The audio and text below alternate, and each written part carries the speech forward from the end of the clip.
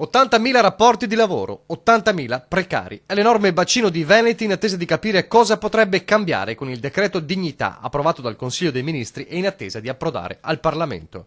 Le principali modifiche, come sappiamo, riguardano la riduzione della durata massima del contratto a tempo determinato, anche in somministrazione, da 36 a 24 mesi, l'obbligo di dichiarare la causale al superamento dei 12 mesi, la diminuzione del numero di proroghe possibili da 5 a 4, da 6 a 5 per i contratti di somministrazione, e un aumento del costo contributivo dello 0,5% ad ogni rinnovo.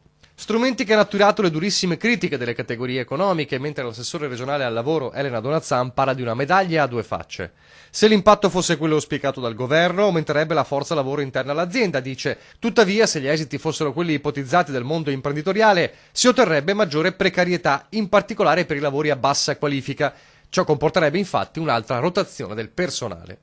Secondo l'Osservatorio regionale sul lavoro, le ipotesi più probabili di possibili sviluppi futuri sono un aumento dei turnover dei lavoratori per la stessa posizione o una riduzione del lavoro a termine. Non si è certi però se ciò evolverà in differenze contrattuali oppure in diminuzione dei livelli occupazionali. 4 gli scenari. Il primo, nessun cambiamento nei contratti inferiori ai 24 mesi se il costo aggiuntivo previsto in caso di rinnovo e l'obbligo di causali non fossero d'ostacolo alle imprese.